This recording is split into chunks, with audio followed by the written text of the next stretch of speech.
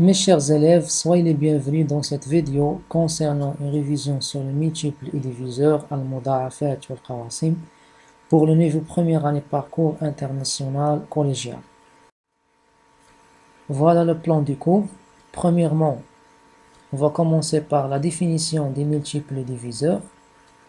Deuxièmement, on va voir le plus petit commun multiple, le PPCM, et le Muda'af al-Mushtarak al-Asghar, et le plus grand commun diviseur, le PGCD al-Qasim al-Mushtarak al-Akbar.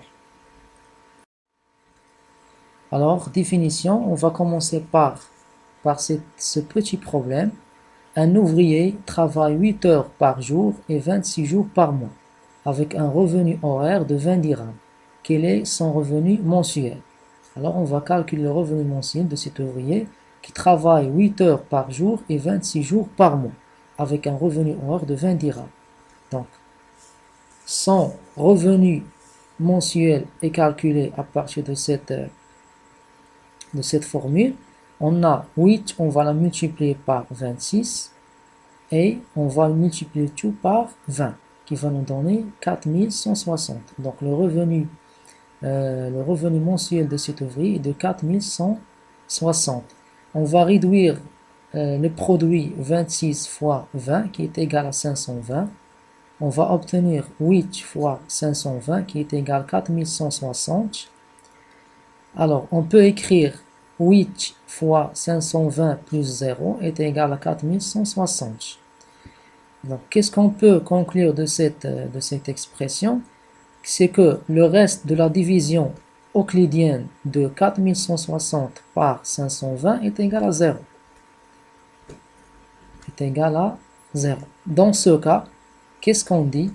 On dit que 4160 est un multiple de 520. 4160 est un multiple de 8. 8 est un diviseur de 4160. 520 est un diviseur de 4160. Et 4160 est divisible par 8. Et aussi, 4160 est divisible par 520. Maintenant, on va passer à la définition des multiples et diviseurs. Si le reste de la division euclidienne d'un nombre A par un nombre B différent de 0 est nul, nul ça veut dire est égal à 0, alors B est un diviseur de A est un multiple de B et A est divisible par B.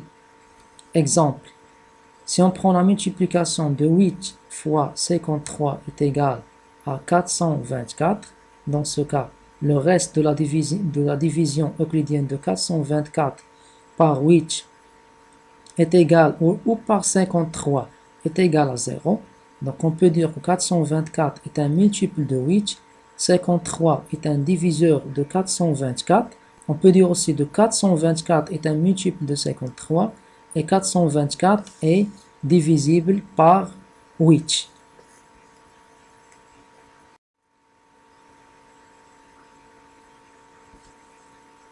Alors, le plus grand diviseur commun et le plus petit multiple commun.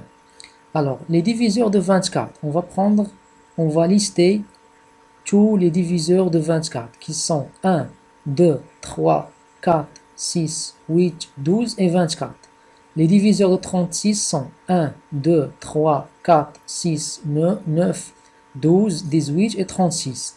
Les diviseurs communs sont 1, 2, 3, 4, 6 et 12. Le plus grand de ces diviseurs communs est 12. Dans ce cas, on peut dire que le PGDC, le plus grand diviseur commun de 24 et 36, est égal à 12. Voilà quelques exemples. Par exemple, le PGDC de 45 et 25 est égal à 5. Le PGDC de 18 et 24 est égal à 6. Donc c'est ça la règle pour chercher le plus grand diviseur commun, le plus grand commun diviseur de deux nombres. Il faut lister tous les diviseurs de ces deux nombres, chercher les diviseurs communs et après chercher le plus grand de ces diviseurs. Maintenant, on va voir le plus petit multiple commun. Les multiples de 2 sont 0, 2, 4, 6, 8, 10, 12, etc. Les multiples de 3 sont 0, 3, 6, 9, 12, etc. Les multiples communs sont 6 et 12. On ne va pas compter le 0 parce que le 0 c'est un multiple de Turing-Nombre. C'est le multiple trivial. On va pas le prendre en considération comme multiple commun. Le plus petit de ces multiples est 6.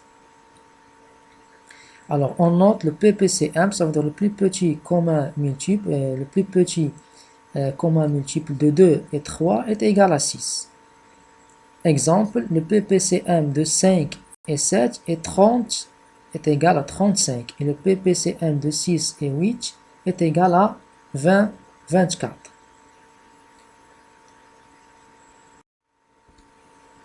Alors, on va terminer par un exercice. Dire si les phrases suivantes sont vraies ou fausses justifie au moyen d'une division euclidienne. 24 est un diviseur de 864. 994 est un multiple de 24.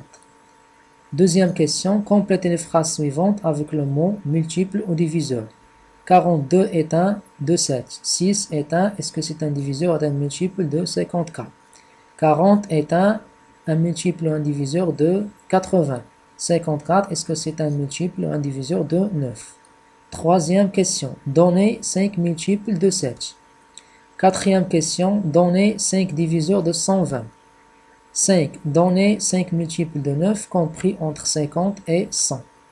On va terminer par un petit problème.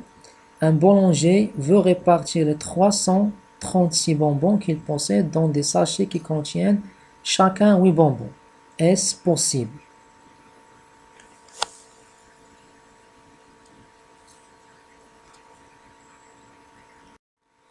Alors, nous avons terminé notre vidéo. Merci pour votre attention. Rendez-vous, Inch'Allah, pour une prochaine révision.